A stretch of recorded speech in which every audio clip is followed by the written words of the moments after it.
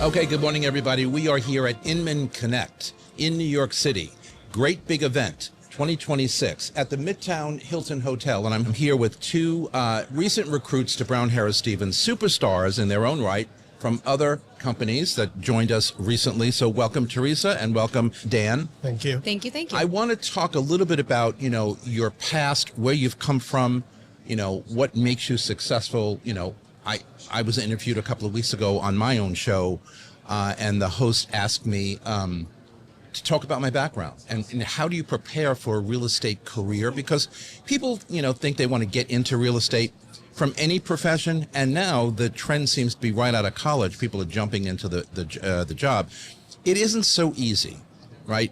There's a learning curve. We have to have people skill. We have to have a little bit of business savvy.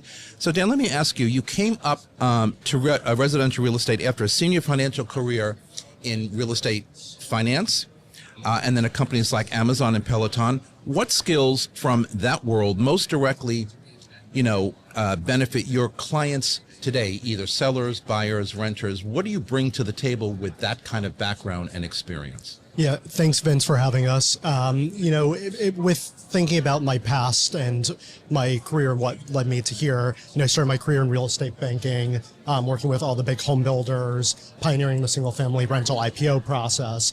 And so there was a lot of financial acumen and working closely with C-suite executive and board members at that stage, which ultimately led me to, careers at Amazon and Peloton, where I led worldwide finance and also helped lead corporate FP&A over at Peloton. But I think two of the things that were most core to that is thinking several steps ahead and also working really hard under pressure. When you're working closely with the boards and you're working closely with the C-suite, every decision that you make can have a tremendous impact on your Absolutely. So, and coming from a strong, corporate background, as I did, you come into real estate, there is no structure. It's like, here's your desk, here's your phone, here's your computer, make it happen. Welcome to the family is what I got told when I first joined. And I'm like, okay, what do I do? So how do you take that background and that successful background with all the corporate stuff you did and relate that to people today? Are they interested in that? Yeah, absolutely. I think people are very interested in learning about, past experiences, understanding how you're operating with like strict financial rigor, making sure that you're principled in terms of your ethics and how you're operating day to day. I mean, I think that we're in a world in which people are moving very fast, and it's easy to forget what matters most and what's important. So being able to be calm, collected, and bring a data-driven approach, I think, is essential. So what does the buyer demand model look like? What is the psychology behind buyers and sellers? How do you operate in terms of a really fast-paced movement where homes are moving within a weekend if they're ready to go and they're excellent? How do you do that and operate in a way that's calm with one of the most important financial purchases that you'll ever make in your life? And so bringing the skills and that subset of things that I experienced in my prior life really helps people feel at home and feel comfortable, because for them, this is a major purchase, and sometimes it's, Absolutely. Yeah. It's interesting how you say we live in a very fast-paced life. I mean, it's early morning here in New York, and before I even got here, I had like a full day of stuff to do in my apartment. Housekeeper was coming. I didn't remember yesterday that the next day was Tuesday. When she comes, I'm like, oh my God, I had to get everything ready. And then here we are. It's kind of like, what's next? Mm-hmm. Teresa, let me ask you. So you're young still, but you've spent over a decade in real estate with over $100 million in closed sales. That's unbelievable in this market, in this town, as we were talking off camera, how difficult it can be here in New York City. How does a deeply local perspective, you're a New Yorker as well, you live and work here, shape the advice that you give either buyers or sellers today? Do they look at you as a local person with credibility more than if you didn't live here? So that's a really good point. You mentioned a little bit how, I guess, the millennial demographic is getting into real estate as their first job versus having a different career in a different industry, just to give them a little bit more background. So I actually got into real estate 2 years after graduating college, and I think in being younger in the industry, you have time on your side. So I had the time to take a stroll in a neighborhood at all different hours of the night, check if the lights are on at night, check if a building actually has people occupying it during dinner time, understand if a development is really as sold as they say it's sold. So I kind of had the time to just be boots on the ground and be everywhere in that neighborhood to then be able to speak to and give advice to clients who maybe want to be buying or selling or investing in a certain neighborhood. So I think just doing this full time and throwing myself into it and actually having a pulse of those hyper local neighborhoods and enclaves gives me a different leg up versus somebody who might be hiding behind the computer or a little bit strapped with time and commuting to all these different areas. I'm able to kind of speak to what's happening, what's changing, even attending like local, like the, what are they called? The community board meetings. Yes. Sure. So I'll just, on Sure. a day, I'll find the time to attend a community board meeting, understand if there's any rezoning, any issues, any changes to construction, any vetoes to new construction. And then I'm able to bring that to clients and be their eyes and ears where they have full-time jobs. They can't do this on a Tuesday and take hours out of their day. Correct. We always say, in corporate America, where I'm from, access to data or as much data as you can get to is good. It's information. In real estate, it's the knowledge and the credibility that we have or acquire over a period of time that we can bring to our sellers, to our buyers, to our landlords, to our renters, whomever they may be, and they look at us, towards us with a lot more credibility. Dan, you have had an enormous, sales record in real estate, multi-breaking sales. You were named recently the best realtor in all of Westport. Tell us how. Yeah, I think a lot of it. I mean, that's pretty Congrats. significant. That Okay. is Thank awesome. you. Thank you. And I'm a client first approach for me. Yeah. I put people first. That's why I got into the business. That's why I keep doing what I do. I want to make sure that I put people first. It's not about myself. We're part of a bigger community. So I think there's several things that help get me here. So it's strategy, service, and execution. So there are a lot of realtors out there who we love and we appreciate that are good at marketing. They're great with people, but there's not a lot of that strategy rigor out there. And so being able to understand what is in. So you would agree that that's what stands you out among a very crowded, busy field? I mean, in New York City, we have the same thing. There are probably way too many agents that we Yes. could ever possibly need. So is that your way of standing out? Yeah, I think so. I think that's a core element of it. I'm very lucky that I have a internal team that is very dedicated and driven towards looking at data, buyer models. We are looking at how a home has a soul. So there are so many realtors out there that are just about getting the homes onto the market, listing it, putting it on, and having people come to them. I think it's interpersonal relationships, making sure that you're deeply connected in the community and with people, being community driven. So being out there and active and helping other people understand why this home fits their needs. And then also understanding what is so essential in terms of the process at this point in their life. Are you looking for something now? Do you have the time to wait? What does waiting mean for you in terms of what the pricing may be in the future and what are the downside risks? So it's really about being interpersonal with your clients and helping them understand why this makes sense for them at that point in time. But also we have an excellent team that thinks about design work as well in terms of the process. And so what does that mean in terms of having your home have a soul and making it stand out against other? Have a soul, isn't that something? Yeah. And stand out. Yeah. That's absolutely important. You worked in advertising before you came into real estate, and what jumped off the page to me is that WNBC. Oh, yeah. I'm a news junkie and still am, and if I could be that next anchorman on television, I would, give up my whatever to do that. Just joking, but not really. So that background in storytelling or helping the people on air tell stories and stuff, how do you think that affects your real estate career today here in New York? Again, understanding the data, understanding what makes people tick. How do you think that translates to your customers, buyers, sellers, etc.? Sure. Yeah. I think there's a lot of transferable skill sets in that. So when you're working in TV and broadcasting advertising, you're selling those commercials in between breaks. Absolutely. And sometimes the data behind those commercials is skewed and it's not real, tangible asset to really sell. And so when I was doing this, I'm like, oh, okay, so like 100 people watched the show and your commercial was seen in this many households. I felt like it was a little bit too fluffy. And so it kind of segued my desire to want to sell something more tangible, like real estate. It's an asset that you can look at it, you can knock on the four walls, you can see the improvements. So I took that whole concept of selling airspace to real tangible real estate. And then the stories behind the brands becomes the stories behind the sellers. It becomes the stories of the neighborhood. And you'll notice every neighborhood has a different vibe, has a different feeling that you have to kind of put into words and visuals to help somebody who's prospectively considering investing there understand if it's worth it for them, if it's the right spot for them. Music to my ears. Yeah. I mean, I couldn't have said that any better. And when I teach social media in continuing ed, we focus on branding. We focus on the stuff that really is going to make you stand out as an individual, regardless of what it is you're doing. All right, we've got to take a quick break. We're coming right back. Don't go anywhere. This is Talking New York Real Estate on the More Network. We'll be right back.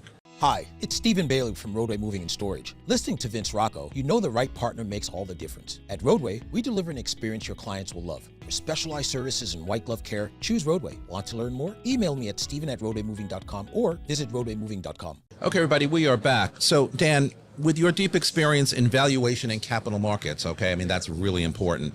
How do you help clients think differently about pricing and timing and long-term value? You know, in these days, in this market, buyers and sellers are still trying to, figure out what long-term value is, right? It's very important. You buy something, you want to make sure that when you do sell it someday down the road, it's going to appreciate. How do you make them do that with your very intensive work experience in that valuation and capital market structure? Yeah, absolutely. I think what's really incredibly important and thinking about pricing and strategy and thinking about long-term value is having your client, sitting down with your clients and having an honest conversation about what's most important to them, what their timing looks like. It can't be thinking about things in obsolete. It's very situationally based. And so do your clients need to buy now? Do they have the luxury to wait? If they wait, what is the risk with waiting? There's a psychology and there's an element behind how we think about the market and how we think about making our decisions and when the time is right. I like to help my clients think about things from an investment standpoint, but also a livability standpoint. Do they need to live in this house now because they're relocating for work? Do they need to make a move right now because they have a family situation that's changed? Or is this something for them that is just a lifestyle change? And each of those elements is incredibly important when thinking about how they are operating, with what threshold they are operating under, and what's important for them. So let me ask you something. So when they finally do make that decision, after your counsel and your expertise, do they feel good about it? Whether they were waiting, whether they were moving quicker or whatever, do they really feel good with the final decision that they make to do something? Absolutely. And I think more times than not, I could shoot myself in the foot. I'm always erring on the side of caution of letting my clients know where I think pricing should be. And I'm always competitive. I want to make sure that my clients are getting the best price possible, but I also am a winner. I want to win. I want to win every single deal that I'm at. And so I think what's important is making sure that I'm networking, being on top with my respective agent on the other side of the deal, but also helping my clients understand what the market is and what might potentially be in the pipeline and if this home really fits their family's needs or their own individual needs. So right. And there are things for people and there are things that won't work. So we all know what that drill is. Teresa, you often, on the heels of this conversation, you all often talk about helping clients build long-term and generational wealth. Right. Right. What does that actually look like in practice in a city as complex as New York City? Yeah, so I think it's really telling right now when you look at the wave of different demographics that have obviously invested or bought real estate, and maybe they go on to excel in their career, move out of New York, rent out their apartments, have a family, have kids, and now they're stuck with like, who's going to take on this asset? Who's going to manage it? How does it get basically transferred in a strategic way? So right now, I think that there's a very big niche of trust in estates going on. And so I'm seeing like a lot of kids graduating from predominant universities universities in New York City and their parents are buying them apartments so that once their career's up and going, they're not caught in this rat race of high increasing rents on free market apartments. And so they see buying a piece of real estate for their kids as they start their career as a kickstart. And then those kids maybe move to different cities, excel, and they'll rent out that apartment. And then they're putting it in the form of an LLC or a trust so that it can be transferred without maybe triggering larger taxes or larger issues that eat away at their profit. So it's the smart families that are looking to diversify and buy real estate, they see it as a vehicle to pass on wealth. Because let's be honest, New York City, it always has an appreciation. If you bought something in the 90s, if you held it for 30 years, if you held it for 10 years, you're seeing appreciation. Even if the stock market's doing fantastic, it's just another way to diversify. And so a lot of my clients in the last 5 years, I think in that 30 to 40 age category, they're either done renting, they're buying, or their parents are helping them buy, or their parents are moving back into the city because they're done paying high taxes in the suburbs, and they're seeing this apartment as something that they can pass on, and it's going to be income producing for generations to come. Yeah, we did a show a couple of weeks ago when we talked about the different ages, and the millennials are stepping up these days, really stepping up, really buying real estate, understanding the value, wanting to build that generational wealth for the future. And we're talking about 30s, up to 40 years old, so still they're not relatively building any. They don't have enough land, so it's like a very tight product. It's almost like the safest bet you can make. The demand's always there. And all good decisions. Dan, service and community leadership are a big part of your life, okay? So how do those values influence the way you work with clients? You're a family man, you live in the suburbs, all these things are important to you. How does it affect, the people you work with? Sellers, buyers, renters, whomever. Yeah, absolutely. So the two words that come to mind with that when I think about it are stewardship and authenticity. When you show up for any of these nonprofit boards or these university boards. So for those of you that don't know, I'm on the Duke Alumni Board of Directors, and I'm the national co-chair of the Duke Jewish Alumni Board and the LGBTQ plus alumni boards. And so I think part of that is coming to the table, having authentic conversations, helping people understand that we have to be ethically above board in all the decisions that we make, and sometimes having conversations that are difficult, which might not benefit me in the long term, but might benefit my clients in the long term. And that is always the way we have to operate and how we have to think about it in this business.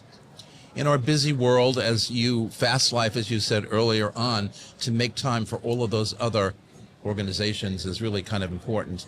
And it says a lot about you. So thank you for your time or service in those areas.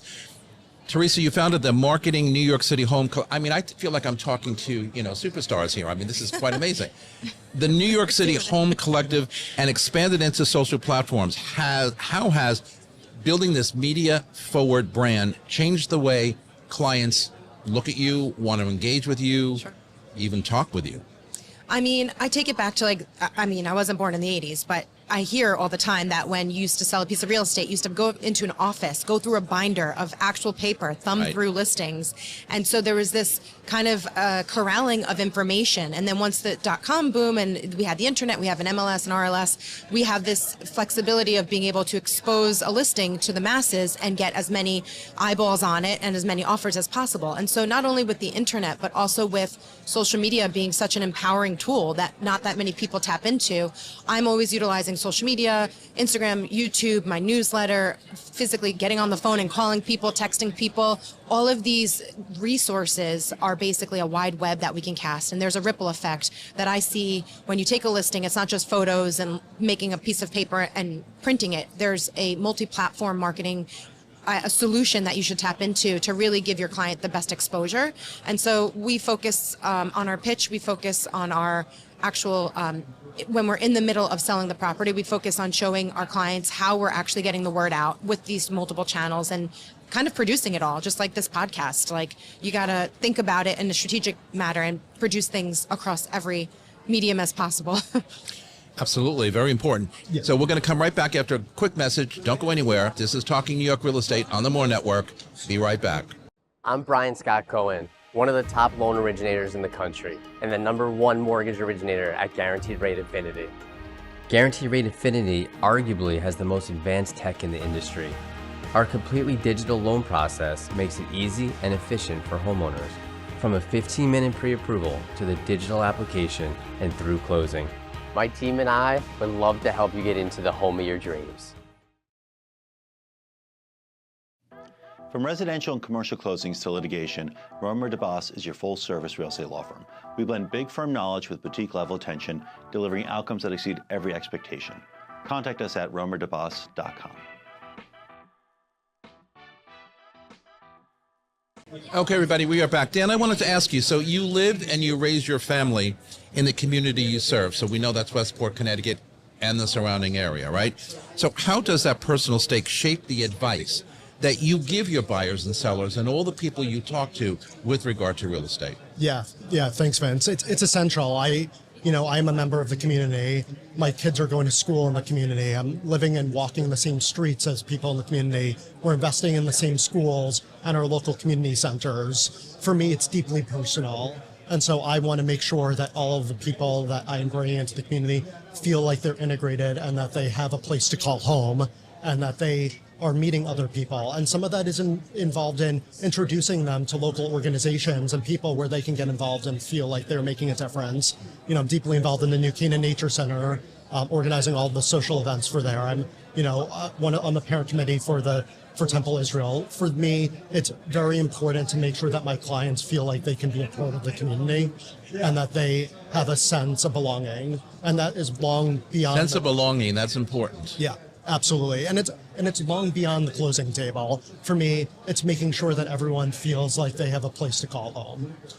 It's interesting. I 100% agree with you. And again, when I'm teaching, or even a lot on this podcast, every week, we talk about the difference between relationship agents and transactional agents, right?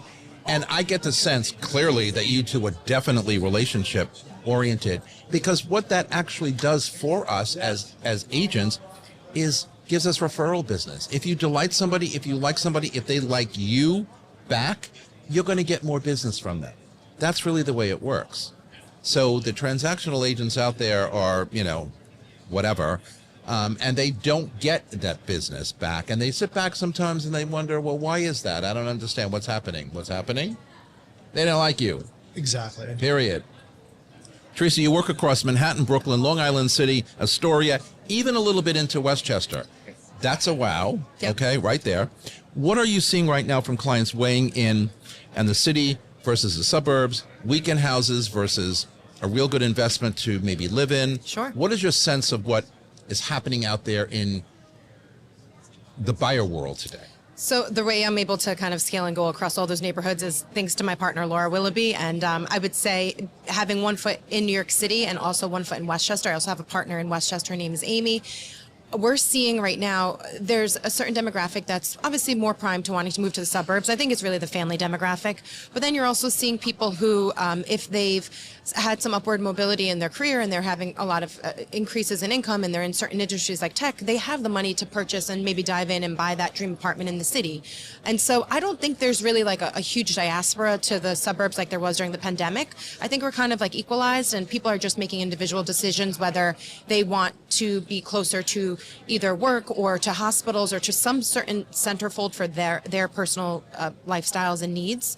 I would say, Manhattan is kind of like the center of the world, but then other neighborhoods in like Astoria or parts of Brooklyn where there's new development and new maybe boutique condos, that kind of pushes people's curiosity to wanting to explore. And I go wherever the client wants to go, and I'm always seeing the inventory once a week when you do new development tours, because you have to see what is trending and what is attractive for people, whether it's price points or design trends.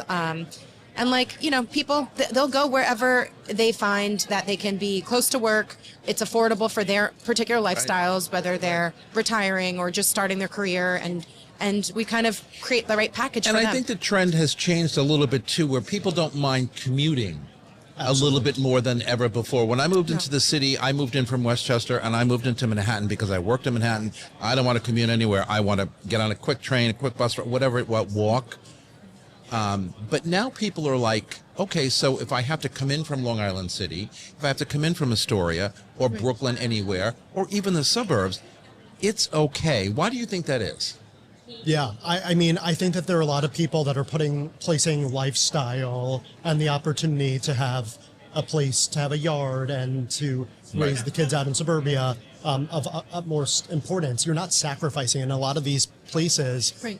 Westport, Wilton, Greenwich, Darien, Fairfield. You're still a stone throw away from the city. And honestly, it's a more civilized commute. Like even Southern Westchester, you get on Metro North, you have these big cushiony seats. It's temperature controlled. You don't have you're not underground in the tunnels. You It's get not a to bad look commute. at your 30 emails. minutes. I come in when I visit my family on a Monday morning. It's 43 or 44 minutes from Right. where I come from into Manhattan. It's like I get a lot of Pleasant. work I done. love it. Right. I'm comfortable. I'm drinking my coffee. Yep. It's a wonderful thing. It's not bad at all. And sometimes, depending on the reliability on some of those really far out Brooklyn trains, you're getting into the city faster and more Oh, my comfortably goodness. Oh, than if you were on a subway 100%. line. So Oh, absolutely. that's like it's our biggest advantage, really, in the suburbs. No, I agree. So, quick last question to both of you. In 2026, new year, very cold winter. Hopefully, it's going to end pretty soon. What are your predictions for business in general, buyers, sellers, whatever, throughout the rest of this year? Good, bad, pick up, fall back. Where do you think we're going? Yeah, absolutely. As far as it concerns Connecticut buyers and sellers, I think that we're unfortunately in a situation where inventory continues to remain really constrained and tight. And I think that the recent snowfall that we had is not helping. There are a lot of sellers that are delaying listing right now, which is exacerbating the problem. We're seeing multiple offers. There was a home that was on in Wilton last week and had 21 offers and going significantly above ask. And people are just chomping at the bit to find these really great move-in ready homes. And, I foresee maybe 1 or 2 interest rate cuts this year, moving us more towards neutral, Right. which could make affordability a little bit better, which will only make the price appreciation, even more intense in the Connecticut area. Are you seeing more cash deals in your neck of the woods or more financing? Because, one of the Yeah. problems we've had in a stalled market here in Manhattan, or in New York City rather, has been the interest rates for a couple of years. It seems to be getting a little better, but are you suffering from that interest rate dilemma in Connecticut, or are they more cash deals? Yeah, I would say historically significant number of cash deals. And so whether it's truly a cash deal or not, people are waiving all of their contingencies to make it a cash deal. Smaller side on financing, and less, I would say there's less, people are less constrained by financing risk at this point in time. But that being said, it really comes down to homes that are ready to go, that are move-in ready or low lift, things that are not priced right, that need a lot of work. They're going to sit. Right. Yeah. How about I'm you, going to go out Teresa? on a whim, and I'm going to say this year, 2026, is going to be the year of the co-op. Okay, I see a lot of people, they have sticker shock when it comes to these new development condos. I think there's a really great value when you look at a co-op that needs a lot of work, whether it's got linoleum tiles and Formica countertops. Somebody can go in there, they can beat out the competition who's scared to get their hands dirty and do renovations. They can customize it. You have a wholesale larger floor plan than you would get in a condo. And I think there's going to be a lot of buyers who are intrigued by co-ops and going to dive into renovating and making them their own. I do think for sellers, there's still this turnover. I'm seeing a lot of homes being held back because they have such great low interest rates and they're scared to kind of give them up because they have nowhere else to trade in and buy after they sell and cash out. So I think there's going to be this little bit of a tug of war. Rates are kind of staying stagnant. There's really nothing to incentivize them to sell. But once again, life cycle will motivate people to either sell. Maybe we have that Florida people retiring wanting to go to Florida. Maybe that will be an older demographic who's moving out of the city, that those properties come to the surface and then those will transact if they're condos. And Same question to you. More cash, finance, I'm seeing split. I think our CEO Bess recently said something like 67% of the deals last year were all cash. That's a big percentage, right? Yeah, I mean, the last 3 transactions I did, one was 100% cash at 3.2, and the other one was a first-time home buyer at 50% down, and they got family help. So I think there's cash out there to either increase on a down payment or just buy all all outright in cash. But I'll tell you, all my mortgage banker colleagues, they're desperate. They're always like, got anybody I could pre-approve? You have anybody who wants to take out a mortgage? They're feeling it because the rates, people are holding back. Oh, absolutely. Next week, I think one of the shows we're doing in studio is the total cost of ownership. When you buy something, what is the real cost? We have an attorney on, a mortgage broker, and two very experienced real estate agents. So I'm going to be, listen, I learn something every time I do this show. So I'm interested to hear their perspective on what it really means to own something in New York City in 2026. All right, Teresa Alessandro, Dan McCamblau, thank you so much for joining us. Thank you so much for coming to Brown Harris Stevens. We will be back with more right after these messages.